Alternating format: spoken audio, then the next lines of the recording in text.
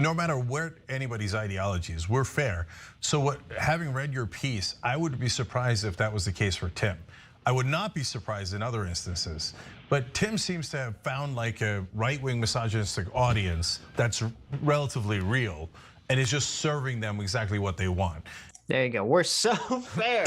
We're fair. All right, let's get back to Mr. Fair and Balanced. And part of what they want is someone pretending that they're from the other side and saying, well, I'll tell you, you guys are so right. It largely is black people's fault and women's fault. Oh my God. And Tim literally says that. You see, I have a quote in your piece about how he's not getting dates because it's not him, it's women. If you say so, brother. Okay, and a lot of people do say that. That's such a gross mischaracterization because I saw that video. A lot of people were giving Tim a hard time up for that video because they were like, Tim is totally humble bragging here. He's talking about how all the women want him. Yeah. I don't know. It did come off that way to me. I saw it. It was strange. I was like, it's not a good look though. Cringy maybe, but I mean, it was pretty cringy. How can you call it misogynistic? No, though? I wouldn't call it misogynist. I'd call it hyper cringe. But yeah, right. Do you think they're trying to make the Tim as an incel argument here? Yes, I know. Yeah.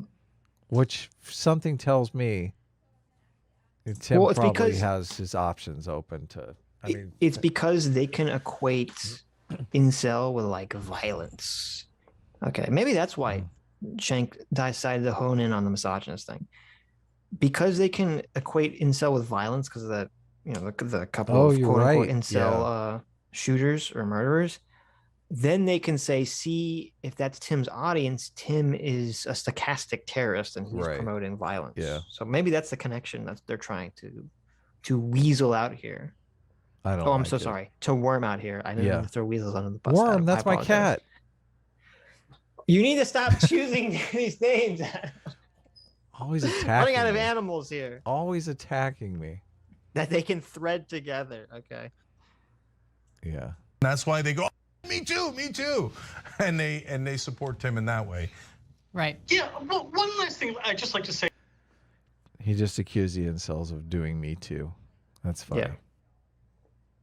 Oh, look at those. All of them are winner screen grabs here. Look at that. Women's fault. Oh my God. And Tim literally says that. You see, I have a quote in your piece about how he's not getting dates because it's not him, it's women. If you say so, brother. Okay, and a lot of people do say that, and that's why they go, oh yeah, me. The context was, it's difficult to find women that are looking for a traditional relationship. I guess I don't know. I'm out of the market, so you tell me. I mean, you're after a sandwich maker, right, Sitch? That's what you're looking for? Fortunately, I don't call them sandwich makers. So I think sandwich makers, that's like the perfect. I don't think you're gonna get a lot of hits saying looking for a single sandwich maker. Really? That's not good to put your I don't think that goes good in your dating profile bio. No. Successful YouTube grifter looking for full-time sandwich maker. Right. Me too.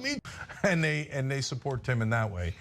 Right. Yeah. Well, one last thing I'd just like to say about Tim, and I'm very that was totally an incel, aimed at the incels. Yeah, he's trying to say that Tim's angry audience is also incels. Right. Why? I report a lot of things in this piece that in fact are quite critical of him, and I spoke to a lot of my sources who were very critical of him, and the research I did, leads it very much paints a portrait that is without a doubt critical. Research. That's what they're calling gossip these days, Sitch. Research. Research. Look, yeah. He asked multiple anonymous ex-coworkers of Tim Pool, and they all said that Tim Pool was an a-hole. So, yeah. Tell me, is forensic evidence or eyewitness testimony more reliable? Oh, eyewitness testimony. Oh, course. Okay. Yeah. Eyewitness testimony fuck from like 10 years ago for people who were biased against you is obviously the most reliable form of information. Yeah. Sitch, you really need to stop smoking on these streams. I'm just saying I'm just saying the truth. No. Pool would not be nearly as appealing as he is if there weren't a kernel of truth. CT says, we have A team and S class. Can Tim's fan be Tim Cells? Tim Cells. The Tim Cells. There you go. I like it. Tim Cells. Perfect. It very much paints a portrait that is, without a doubt, critical. I think Tim Pool would not be nearly as appealing as he is if there weren't a kernel of truth embedded in the things he says. Not that he is necessarily painting an accurate picture of the world, but for people who feel like the political parties, be they the Democratic or the Republican Party, aren't really serving their best interests, particularly if you're not a person of means. For people who feel like the mainstream press, a great deal of the time, does not, in fact, accurately reflect the world that they live in. For people who feel like something has gone terribly, horribly wrong with the state of the world in 2021, Tim is pinging those emotional cherries. And I don't think anyone who reacts to the world that way with a sense of deep-seated dismay and suspicion is necessarily in the wrong. I just think that the answers that Tim provides and the things that Tim believes about the way the world works are in fact quite wrong. But the things that he's touching, I really wish that he would say what those things are. I mean, citation needed, right? What are we talking about? Well, but what are this the is things that interesting. Tim believes that are so off base? Well, it's an interesting point because, this is a guy who writes for the Daily Beast and other publications, and it's true what he's saying in that if people have this sense that the institutions and that the media and that the political parties are corrupt, they're going to turn to someone who says all those things. Yeah. Even if that person has bad solutions or answers for that.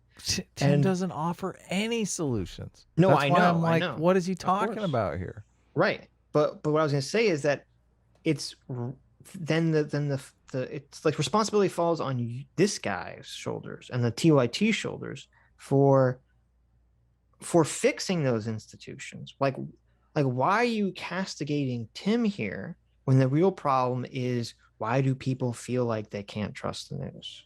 Maybe that's the thing you should fix. If you're so worried about independent people like Tim's, coming into the picture, just fix your own news sources so that you're not lying all the time. So you're not so dishonest, so that everything's not so obviously politically biased, so that people feel like they have to turn to independent sources in the first place. It's the Trump thing is such a perfect example of this problem because you have so many people in the media saying all Trump voters are racist. And if you're a Trump voter that is not racist, they're literally calling you a racist and you know that they're lying. So It just immediately seems like these people don't know what the fuck they're talking about. Which that's devastating.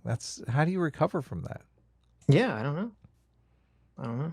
But they buy into this. They've pretty much set up this video with that framing. Yeah. That's the framing of this video. Mm-hmm. Touching on. I don't think should be devalued at all. And for anyone who feels that way about the world, I'm not here to say you should not think that. You absolutely should think that.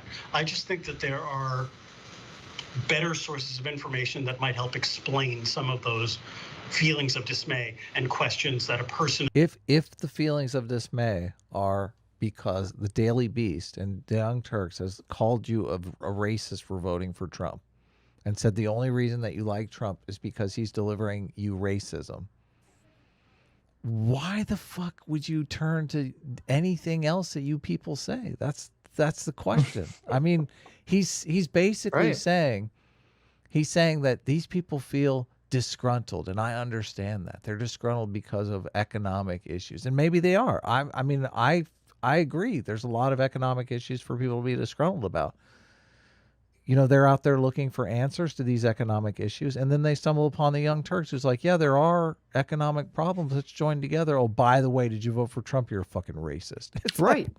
Like, I just got into a big argument with someone about this topic around, I was saying how idiotic it was for people to call the the Texas legislature the American Taliban. Yeah. Oh, And I was my saying, God, as yeah. someone who thinks that the Texas anti-abortion bill is awful, is totally screwed up the way they went about it, and is terrible, still calling it the American Taliban is ridiculous. Because when you say the word, and it's a very interesting conversation because people react so emotionally to this, and I kept trying to tell them, like, I'm talking about if you're trying to be persuasive, you're not persuading anyone, No. okay, at all by using the term American Taliban. All you're doing is reinforcing your side's emotional feelings about this, and they couldn't accept that. Anyways, thank you all for coming on this journey with us through watching the Young Turks' incredible idiotic projection and hypocrisy. Thank you, Connor Counterpoints, for joining us. What are you? This sounds awful. What's happening? That's depressing. Sounds like we're dying.